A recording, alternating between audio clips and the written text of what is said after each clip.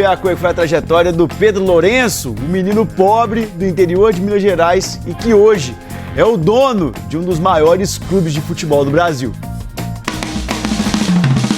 Eu gosto de conversar. Quer um cafezinho para nós?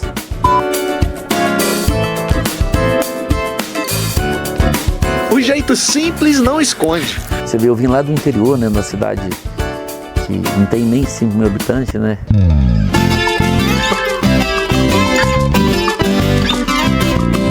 Paineiras, a 250 quilômetros de Belo Horizonte. Era tudo terra, poeira vermelha mesmo. Não tinha nada lá não. Pedrinho é o quarto de 10 irmãos.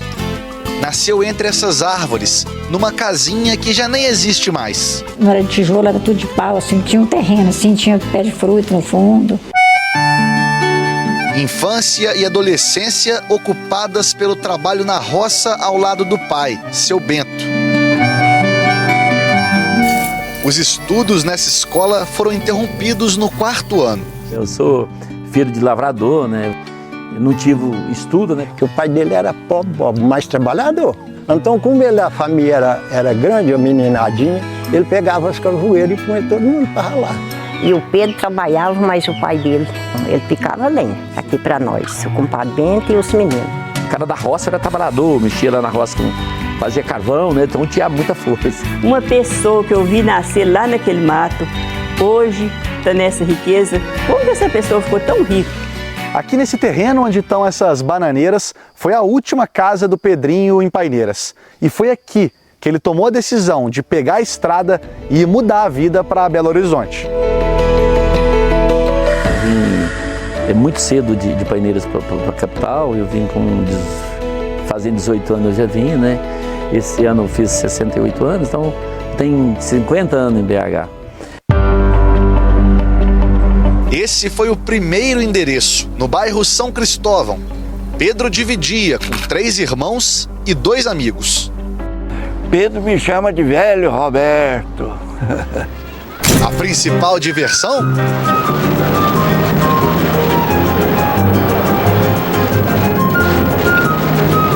A gente ia, às vezes, do São Cristóvão, a gente ia a pé pro Mineirão, comer um tropeiro, todos os jogos. O Cruzeiro, na época, muito bom, com Nelinho, Piazza, Joãozinho, um time dos melhores. Toda a vida fomos cruzeirenses, né? Meu pai, meus irmãos, né? E em Deus, que eu me entendo por gente, eu já aprendi a gostar do Cruzeiro. Se o Cruzeiro perdia, era uma derrota para nós. Aí se o Cruzeiro ganhava, nossa senhora, fazia uma farra. As constantes idas ao Mineirão aproximaram ainda mais Cruzeiro e Pedro. Vim para o Mineirão a pé, porque não tinha, não é porque eu não queria, porque não tinha dinheiro para pagar ônibus. Se pagasse o ônibus, não tinha o dinheiro para comprar o tropeiro, né? O primeiro emprego foi no mercado, descarregando o caminhão. Chegava os caminhões, a gente descarregava e depois fui passar para conferente. Aí foi crescendo dentro do supermercado até chegar a gerente. E depois eu fui vendedor de café, fui vendedor de uma empresa atacadista, depois fui gerente atacadista e tinha um sonho de ter uma loja. Aos 40 anos, conseguiu. Hoje é proprietário de uma rede de supermercados. Para aquele menino que saiu de Paineiras, mudou para Belo Horizonte, se tornou um mega empresário, acho que faltava um sonho só, né, Pedrinho? Qual que era ele e como que está sendo? Cabuloso. Na minha vida, para completar, né, é um presente de 70 que vai ser daqui a 2 anos, né, foi essa aquisição do Cruzeiro, que é uma paixão, né, então eu sempre falo, eu não comprei o Cruzeiro, eu comprei uma paixão. Foi em uma pescaria no Pantanal que a decisão foi tomada. Gosto de pescar, eu gosto de ir umas 2, 3 vezes por ano. Pedro foi dormir no intervalo de Cruzeiro e Alianza pela Sul-Americana. O time vencia por 3-0. No dia acordei, 3-3. Quê? Não tem lógica. Aí liguei, o que aconteceu aí? Acabou a luz, fez o quê? Não pode, né? Isso era na sexta-feira de manhã, o Ronaldo me ligou e falou, irmão, você tá onde? Eu falei, eu tô pescando. Tô precisando falar com você hoje. E aí, ele foi bem claro, né? Falou, olha, eu não dou conta mais. É muita pressão. Eu acho que a pessoa certa é você. Então estou te chamando aqui para que a gente conversar e eu tenho que entregar o Cruzeiro para você. A relação Pedro Lourenço e Cruzeiro não é de hoje. Há mais de 10 anos ele está nos bastidores do clube. Nem se lembra do primeiro encontro. Tanto tempo, foi tanta coisa que eu vou te falar, essa eu não lembro, né? Lembro de comprar muito jogador, o cara te dá a parte, depois vendia, você nunca recebia, sabe? Isso eu me lembro bem. Em 2013, foi um dos responsáveis por levar Everton Ribeiro para a Toca. Já havia participado em outras contratações, como a de Wellington Paulista. Mas a mais marcante foi em 2015. Aí eu que trouxe o Arrascaeta, comprei, paguei, o Cruzeiro ficou com a parte para pagar, não pagou, e depois vendeu para o Flamengo. E os caras nem me consultaram, não falaram nada. Eu entrei e bloqueei o dinheiro. A partir de 2019, quando o Cruzeiro foi rebaixado e entrou em grave crise financeira, as ajudas passaram a não ser só em contratações. Podiam ter comida para os jogadores, né? Isso já aconteceu, de ter que buscar água, isso é um monte de coisa, e salários, né?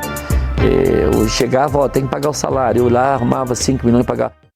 Não, eu não pensava nisso não, que ele ia pegar Cruzeiro pra ele, não. Eu sei que ele gosta, mas não tinha essa ideia dele querer abarcar isso não, tá doido. Ele nunca comentou, nunca falou que queria ser o dono, mas ele sempre trabalhou em silêncio. É mineiro, né? Mineiro trabalha em silêncio. Fiz uma reunião com meus filhos, né, te respondendo. Falei com eles acho que é mais cruzeirense que eu ainda. E lá atrás, sempre quando falava em comprar negócio de Cruzeiro, presidente, a minha mulher falava, se comprar, se for Cruzeiro, eu vou separar, eu não quero saber disso não. Casamento mantido em casa. Não, ela não pediu a separação. Graças a Deus. Agora que esse negócio do Cruzeiro quase não vem muito mais não. Domingo, já tem 2 domingos que ela não vem aqui. A bronca da mãe pela ausência nos almoços de família comprova. O tempo agora é do Cruzeiro. Em 7 anos, a promessa de quitar a dívida do clube, estimada pela associação em quase R$1 bilhão. E a gente pretende, dentro de 2 anos, ter um time para competir mesmo.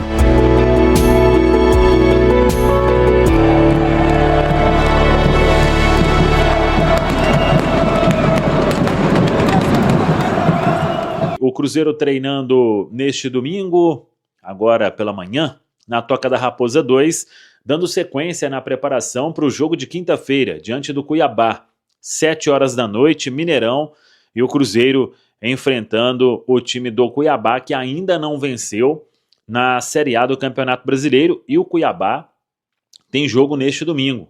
Joga diante do Criciúma em Santa Catarina, em partida adiada. O Cuiabá, que somou o primeiro ponto na Série A na última rodada, em jogo adiado também, empatando com o Vitória na Arena Pantanal. O detalhe é que o Cuiabá ainda não marcou gol neste Campeonato Brasileiro e luta aí para sair da parte de baixo da tabela.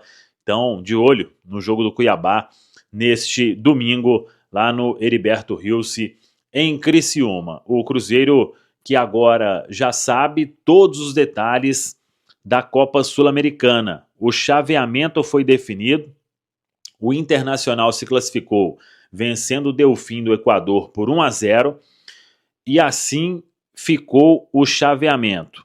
O Internacional enfrenta o Rosário no Playoff G. Quem passar joga contra o Fortaleza. Na sequência, tem Barcelona de Guayaquil e Red Bull Bragantino. Quem passar joga com o Corinthians. Depois tem Cerro Porteño contra Atlético Paranaense. Quem passar enfrenta o Belgrano. E aí temos o Huachipato e Racing do Uruguai. Quem passar enfrenta o Racing da Argentina. Do outro lado da chave, onde está o Cruzeiro, tem Libertad do Paraguai e Universidade Católica de Quito. Quem passar enfrenta o Esportivo Ameliano. Desse confronto aí, sai o adversário do Cruzeiro, caso o Cruzeiro avance para as quartas de final. O Cruzeiro sabe que vai enfrentar ou Boca Juniors ou Independente Del Valle nas oitavas de final, que é o confronto aí do Playoff E. O Playoff C na sequência tem Palestino e Cuiabá. Quem passar pega o Independente Medellín, da Colômbia. E o Playoff F tem LDU de Quito. A LDU é a atual campeã da Copa Sul-Americana. Joga contra o Always Ready da Bolívia. Quem passar enfrenta o Lanús da Argentina.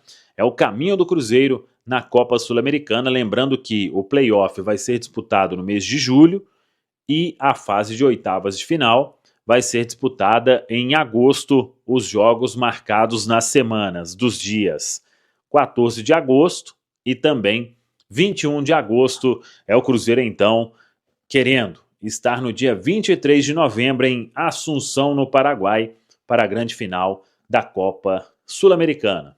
Tá falado, pessoal? Um abraço, até a próxima. Vamos que vamos!